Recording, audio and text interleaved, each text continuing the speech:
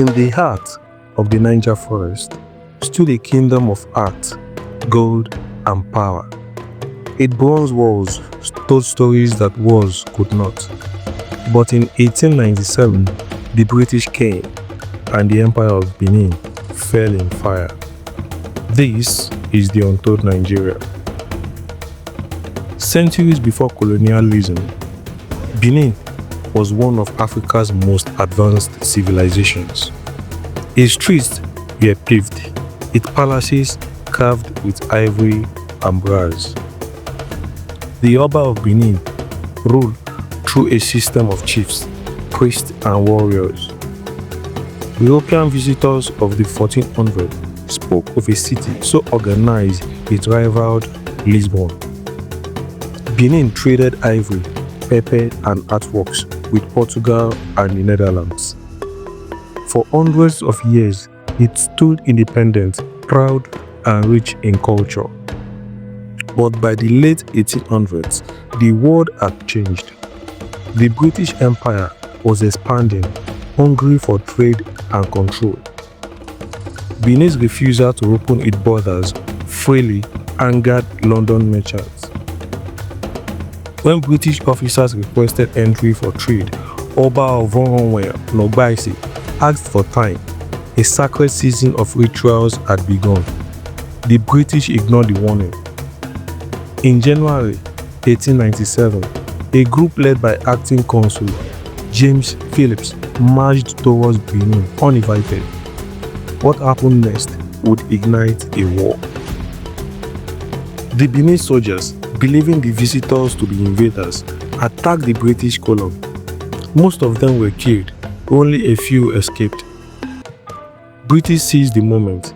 Newspapers called for revenge. Within weeks, 1,200 British troops were sent to Benin, armed with rifles, cannons, and dynamite. The punitive expedition had begun. Villages burned, artworks looted. The city of Benin was reduced to ashes. On February 18, 1897, British forces stormed the royal palace. The Oba fled into the forest. Thousands of bronzes, sacred sculptures of kings, ancestors, and gods were seized. The loot filled ships bound for London. Benin's sacred heritage was scattered across Europe, placed in museums, sold to collectors, stripped of meaning. The British called it civilization. Benin called it a tragedy. Oba of Onwe was later captured and exiled to Benin, where he died in 1914. His kingdom was gone, but his spirit never faded. The people rebuilt. They kept the royal traditions alive, the coronation's rituals, the guild of bronze casters, the sacred festivals of Igwe. Each generation carried the memory of 1897 like a flame that refused to die. More than a century later, the world began to listen. Historians and activists demanded justice. In 2022 and 2023, European museums started returning some of the stolen bronzes to Nigeria.